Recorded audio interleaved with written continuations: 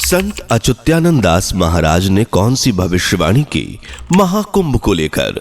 क्या 2025 का महाकुंभ साल की मनहूस शुरुआत करने वाला है?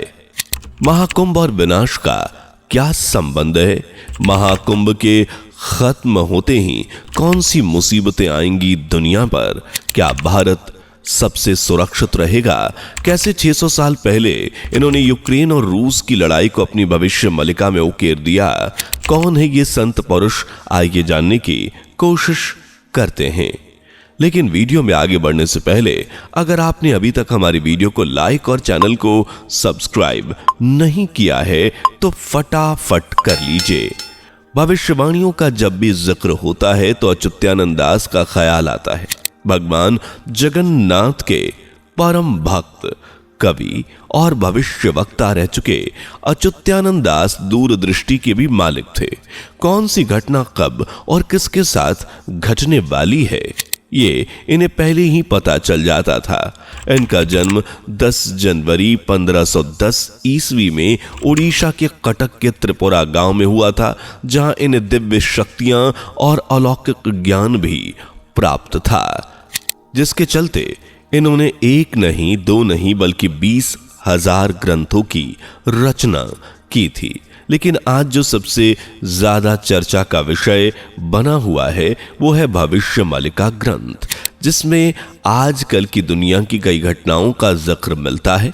लेकिन इन्हें पढ़ पाना हर किसी के बस की बात नहीं है, क्योंकि अच्युतानंद दास ने जितने भी ग्रंथ लिखे वो सब उड़िया भाषा में लिखे, जिसे हर कोई डिकोड नहीं कर पाता।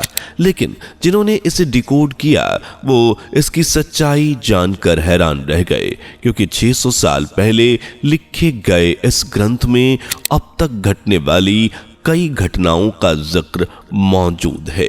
जैसे भगवान जगन्नाथ ने मंदिर पर पक्षियों का बैठना, मंदिर के झंडे में आग लगना, मंदिर में पत्थरों की बरसात होना, ये सब घटनाएं जो बीते समय में सच हो चुकी हैं। लेकिन भविष्य मलिका ग्रंथ को पॉपुलैरिटी या कहे प्रसिद्धि दिलाने वाली महामारी थी कोविड, जिसने दुनिया पर ऐसा कहर बरसाया कि लाखों की तादाद में लोग मारे गए। और इस महामारी से जुड़ी खबर भविष्य मलिका में भी दी गई थी। बस यहीं से लोगों का अच्युतानंद दास महाराज और उनकी भविष्यवाणियों पर विश्वास पक्का हो गया। 2020 से लेकर 2025 तक लोग इनकी भविष्यवाणियों पर नजर बनाए हुए हैं ताकि आने वाले संकट से निपट सकें। एक तरफ जहां लोगों के बीच नए साल पर लगने वाले महाकुंभ की खुशी है, वहीं दूसरी तरफ भविष्य मलिका की भविष्यवाणी इनके दिलों में खौफ पैदा कर रही है, क्योंकि अच्युतानंद ने अपनी भविष्यवाणी में बताया कि 2025 का महाकुंभ विनाश का कारण बन सकता है। इसका योग भी बनता नजर आ रहा है, लेकिन कैसे, चलिए समझते हैं। पौराणिक आख्यानों के अनुसार जिस साल देवगुरु शुक्र वृषभ राशि में गोचर करते हैं उस साल सूर्य मकर राशि में प्रवेश करते हैं, तो मकर संक्रांति का त्योहार हर्षोल्लास के साथ मनाया जाता है। और इसी दौरान प्रयागराज में महाकुंभ का मुहूर्त भी निकलता है। इसके बाद जब सूर्य और चंद्रमा का मकर राशि में मिलना होता है तो इस स्थिति में मौनी अमावस्या पड़ती है, और मौनी अमावस्या के दिन महाकुंभ में सबसे बड़ा शाही स्नान किया जाता है। इस दिन ग्रहों को जो राशियां होती हैं वो अमृत के समान जल में अपना प्रभाव उत्पन्न करती हैं।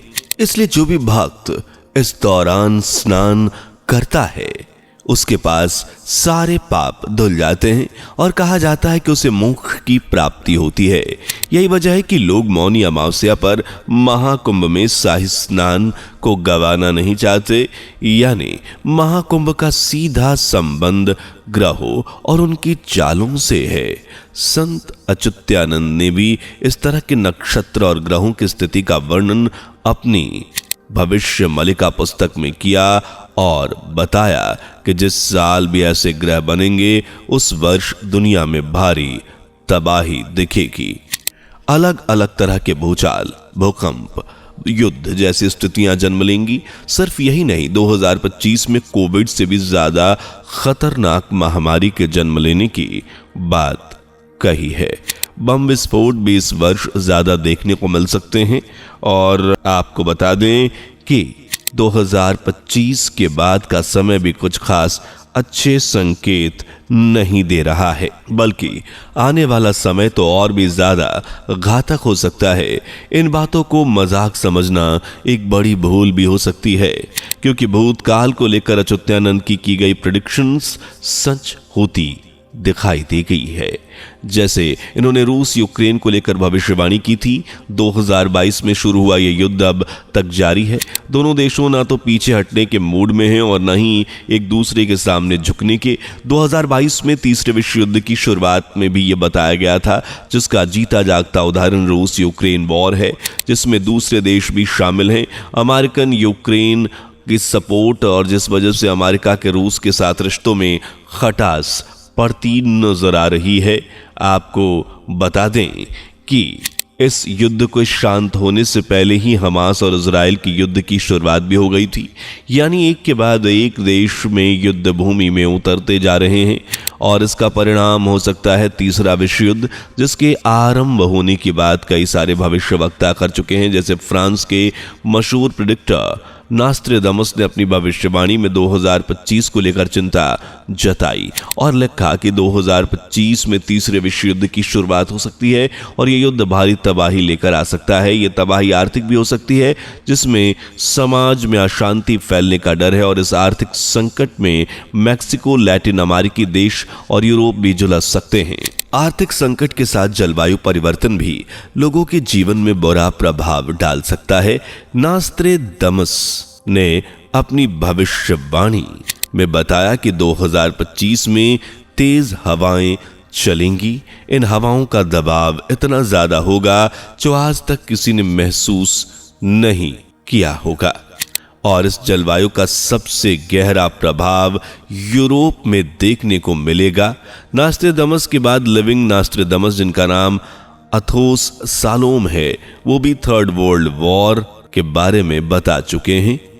इसी तरह बाबा वेंगा की भविष्यवाणियों में भी तीसरे विश्व युद्ध की चिंगारी सुलगती हुई नजर आ रही है।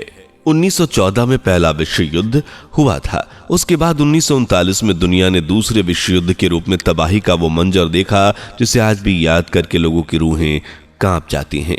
लेकिन ये तो तीसरा विश्व युद्ध था। ये इन दोनों से भी ज्यादा भयानक होने वाला है। इसमें ज्यादा से ज्यादा लोग मारे जाएंगे, उनकी गिनती कर पाना नामुमकिन होगा। यानी दोनों युद्धों से भी ज्यादा लोग इस बार मारे जा सकते हैं। एक तरफ जहां दुनिया तीसरे विश्व युद्ध की वजह से डरी सहमी है, वहीं भारत पर भी इस दौरान बड़ा संकट आने की संभावना जताई गई है। संत अच्युतानंद दास महाराज ने अपनी भविष्यवाणी में बताया कि भारत पर भी कुछ आतंकी हमले देखने को मिल सकते हैं। जैसे कि शनि मीन राशि में प्रवेश करेंगे, वैसे ही भारत पर संकट के बादल छा जाएंगे। इस बीच किसान खेती करना छोड़ देंगे, जंगली जानवर जंगलों से निकलकर रिहायशी इलाकों में घुसपैठ करेंगे। इंसानों के इलाकों में जानवरों का खौफ होगा। ये जानवर इंसानों को न सिर्फ डराएंगे बल्कि उन पर हमला भी करेंगे। इन सभी घटनाओं के बीच आकाश में दो सूर्य दिखाई देंगे। इनमें दूसरा सूर्य एक आसमानी पिंड होगा जो बंगाल की खाड़ी में गिरेगा, जिससे उड़ीसा में समुद्र का स्तर काफी ज्यादा बढ़ जाएगा और उड़ीसा जलमग्न हो जाएगा। इस जनसैलाब में उड़ीसा का जगन्नाथ मंदिर भी नहीं बचेगा। समुद्र का जलस्तर अपने उफान पर होगा और इसका पानी मंदिर की 22वीं सीढ़ी तक पहुंचेगा। यह देख भगवान जगन्नाथ के भक्त मंदिर में मौजूद मूर्ति को किसी छतियाटा गांव में ले जाएंगे। धरती पर हो रही इन प्राकृतिक आपदाओं की वजह से न सिर्फ जीवन अस्त व्यस्त हो जाएगा, बल्कि इससे ज्यादा डरावना होगा 7 दिनों का अंधेरा। जी हां, भविष्यवाणी के अनुसार भविष्य में 7 दिनों का सिर्फ अंधेरा ही अंधेरा छाया रहेगा। सूर्य का नामो निशान नहीं दिखाई देगा और इस घटना के होने का समय 2022 से 2029 के बीच बताया गया है। इन्हीं प्राकृतिक आपदाओं की वजह से मनुष्य बुरी तरह से हताश, परेशान, दुखदाई हो जाएगा। लेकिन ये तो सिर्फ शुरुआत होगी, क्योंकि इसी बीच तीसरे विश्व युद्ध का भी बिगुल बजेगा और यह तब होगा जब शनिदेव कुंभ राशि में गोचर होंगे। इसी ग्रह योग की वजह से संकट और गहरा हो जाएगा। तीसरे विश्व युद्ध का समय 6 साल 6 महीने बताया गया है। इस युद्ध में चीन, पाकिस्तान और 12 मुस्लिम देश एक तरफ होंगे। इनका एक गुट होगा और इनका सबसे बड़ा दुश्मन होगा भारत। आज के हालातों पर नजर डालें तो ऐसा होना संभव दिखाई देता है, क्योंकि चीन और पाकिस्तान आज भारत से दुश्मनी रखते हैं। दोनों ही देश भारत को ऊंचाइयों पर पहुंचता देख जलन करते हैं। इसलिए आने वाले समय में भारत को गिराने के लिए एक साथ मिलकर इस पर आक्रमण कर सकते हैं। और इस युद्ध के आखिरी 13 माह और भी ज्यादा भयानक होंगे जब भारत युद्ध का हिस्सा बन जाएगा। और ये लड़ाई अब भारत की लड़ाई होगी। शुरू में दुश्मनों की तादाद ज्यादा होने के चलते भारत कुछ कमजोर नजर आएगा, फिर खेल एकदम पलट जाएगा और इस युद्ध में भारत को विजय प्राप्त होगी। इस तीसरे विश्व युद्ध को जीतने के बाद भारत के सामने कोई भी ताकत नहीं होगी। दुनिया में सिर्फ और सिर्फ भारत का नाम का डंका बजेगा। भारत अपने दुश्मनों को खत्म कर देगा, साथ ही विश्व गुरु का ताज पहनेगा। इस समय भारत का आखिरी राजा एक हिंदू होगा जो योगी पुरुष होगा और उसकी कोई संतान नहीं होगी।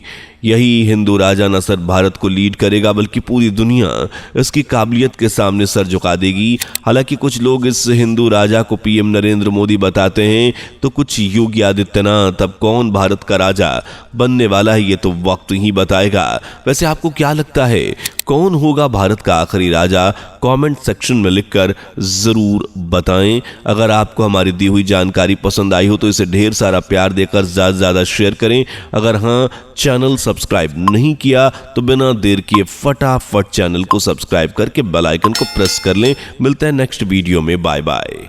दोस्तों, आपकी स्क्रीन पर 2 और वीडियोस दिख रही हैं, जिसे देखने के लिए स्क्रीन पर क्लिक करें। दोनों देखिएगा, बहुत अच्छी वीडियो बनी है।